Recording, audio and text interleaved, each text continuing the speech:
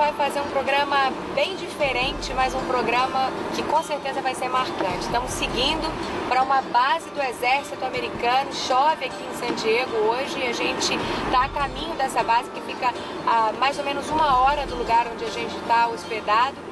É um dia de ansiedade, porque a gente vai conversar com um soldado do Exército Americano, mas não um soldado qualquer, um soldado brasileiro. Nosso destino, Camp Pendleton, perto de San Diego, na Califórnia. É a maior base dos Marines, os fuzileiros navais americanos. São mais de 70 mil militares vivendo numa área de cerca de 500 quilômetros quadrados.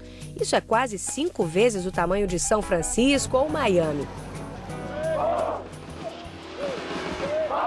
Os Marines fazem parte da história dos Estados Unidos. Basta ver a quantidade de filmes de Hollywood em que aparecem. O mais recente, o campeão de bilheteria, Avatar.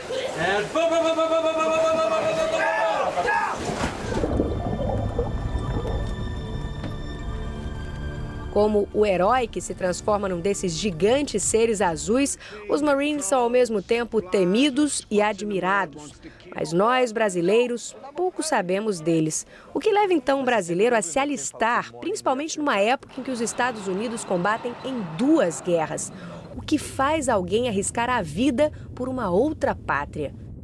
A gente está seguindo aqui pela estrada, atrás dessas respostas. Vamos lá.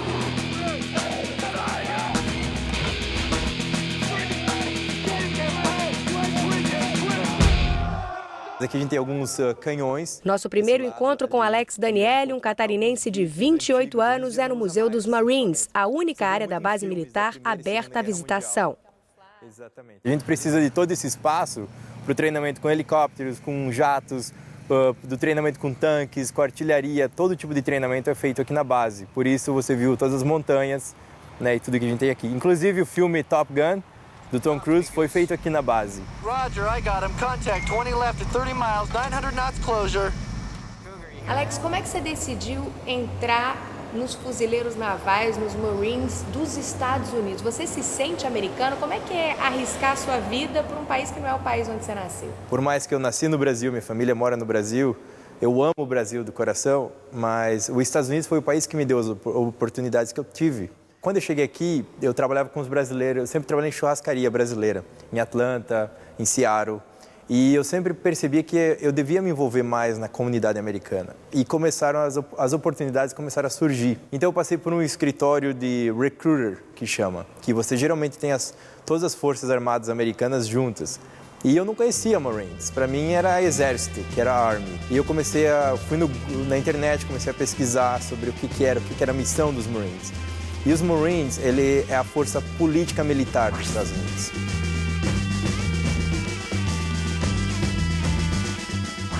Se acontecesse um dia de você estar ainda como um Marine e os Estados Unidos entrassem em guerra com o Brasil, por exemplo? Eu sei que isso não vai acontecer. O Brasil é um país de paz e as relações Brasil e Estados Unidos sempre são muito fortes. Inclusive, a gente troca experiências militares Brasil e Estados Unidos. E a gente sempre apoia um ao outro. Você nem pensa nessa hipótese? Não acontece. Todo mundo ama o Brasil. Mas é difícil agir com tranquilidade num lugar onde tudo lembra a guerra. Alex, andando no meio desses tanques todos, até eu me assusto. Você não sente medo, não, de ter que ir para uma guerra, por exemplo? No início eu tive medo. Não dá para mentir, você sente medo o tempo inteiro no início, porque é o que a gente escuta. A gente treina atirar, a gente treina artes marciais, a gente treina tudo para autodefesa. E você acaba pensando nisso, mas depois de 1 ano de treinamento, você se sente totalmente seguro. Bem menos segura fica a família de Alex. Todos estão no Brasil recebendo notícias de longe. Eu até menti um pouquinho para a mãe. Sabe que para a mãe às vezes a gente tem que dar aquela mentira. Eu falei, mãe, eu não vou estar em risco, eu vou estar preparado. E quando eu ia mostrar os vídeos no YouTube, essas coisas, mãe, olha aqui os Marines e tal. Minha mãe, não quero ver, não me mostra. E quando eu fiquei 3 meses no bootcamp, que você não pode telefonar, não pode falar com ninguém, eu só podia falar por carta. E o teu sentimento, você fica muito triste, muito sozinho. Eu chorava quase toda noite.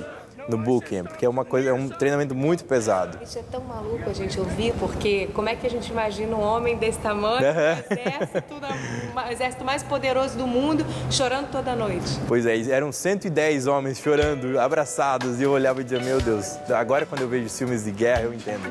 Quando você recebe cartas dos amigos, da família, isso é o que leva a gente a cada dia. Oh my God. What? Oh my God, man, I have a son. I got a fucking son, man. Nos Estados Unidos, Alex tem a companhia da mulher, uma chinesa americana, e do filho de 6 anos, nascido em Atlanta. E minha mulher, ela fica sempre nervosa, sempre a qualquer momento nervosa, apreensiva. Você não tem medo de ter que matar alguém, de correr risco de vida? Isso pode acontecer em qualquer lugar, Rio de Janeiro, São Paulo, até inclusive há dados na internet que morre mais gente no Rio de Janeiro do que na guerra por dia. Então, nós deveríamos ter medo de visitar o Rio de Janeiro, São Paulo? Não, então é a mesma coisa. Eu me sinto muito mais seguro tendo o treinamento necessário do que não tendo treinamento e andar em regiões muito perigosas. Segundo os dados oficiais, desde 2001, quando as primeiras tropas dos Estados Unidos entraram no Afeganistão, 1.561 soldados americanos morreram em combate. Quase 5.000 foram feridos. O número de mortes de civis é bem mais assustador.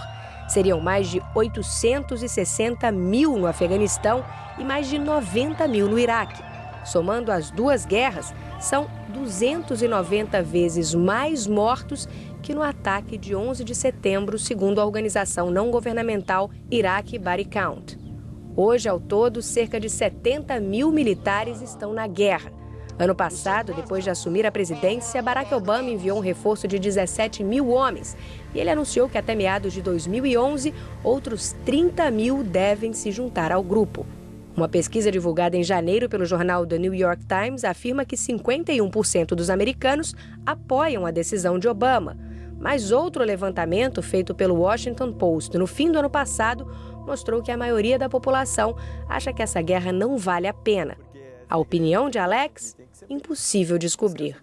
Por ordem dos superiores, tudo o que ele pensa deve ser guardado a 7 chaves. Mas eu acho que eu não posso falar isso. Pode falar? Não, acho melhor não, para evitar problemas. O que muda na guerra hoje?